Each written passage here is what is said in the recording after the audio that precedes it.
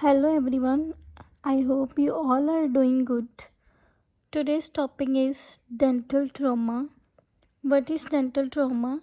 Any damage to the tooth or tooth supporting structure. What are the causes and incidents of dental injuries?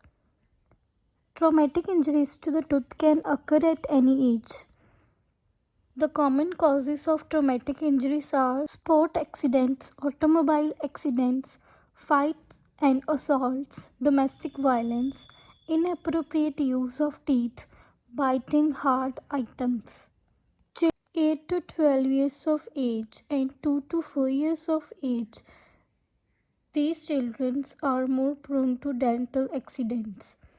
There are three key predisposing factors for these kind of injuries are increased overjet of the teeth, protrusion of the maxillary anterior teeth, and third one is insufficient lip exposure.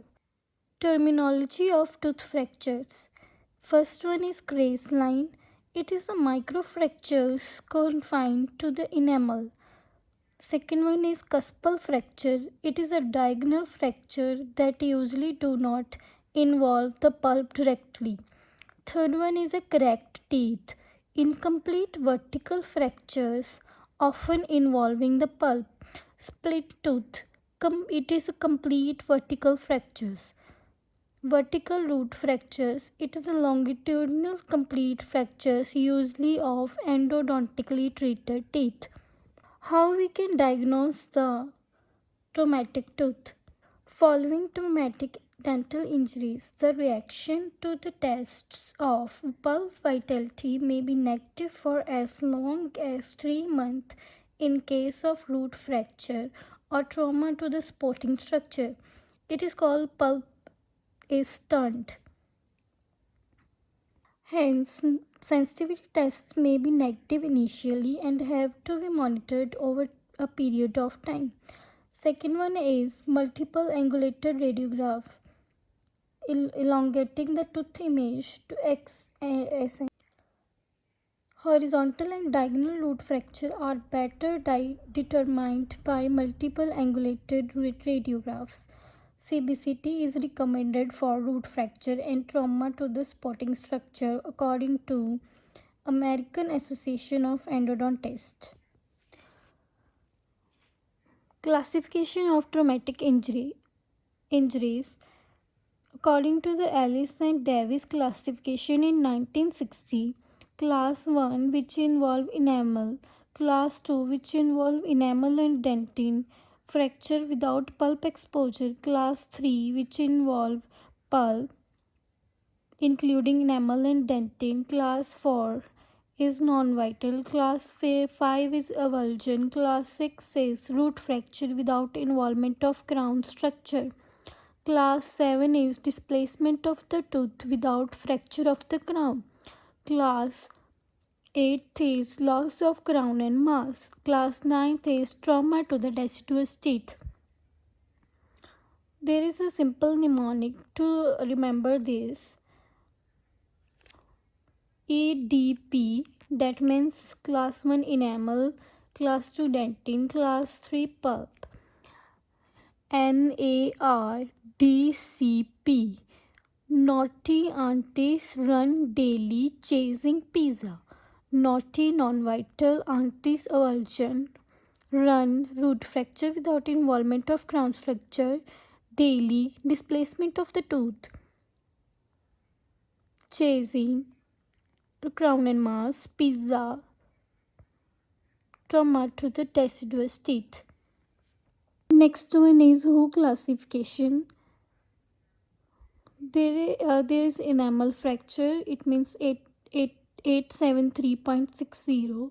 873.61 is crown fracture involving enamel and dentin. 873.62 in a crown fracture with pulp exposure. 873.63 root fracture. 873.64 crown root fracture. 873.66 luxation. 873.67 intrusion and extrusion.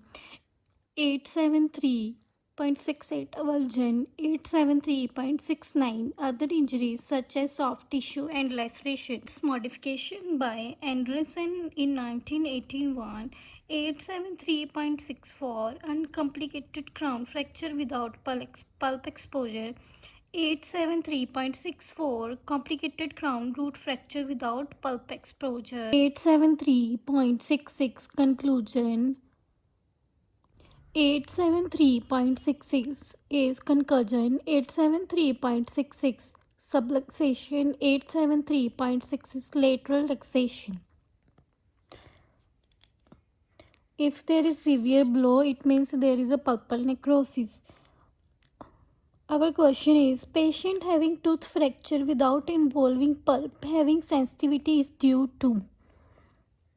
Answer is, the sensitivity in a tooth fracture without involving pulp is caused by two fractured sections of the tooth moving independently of each other, triggering suddenly movement of fluid with the dentinal tubules. It is mainly due to the fluid with the dentinal tubules, according to the hydrodynamic theory of dental sensitivity.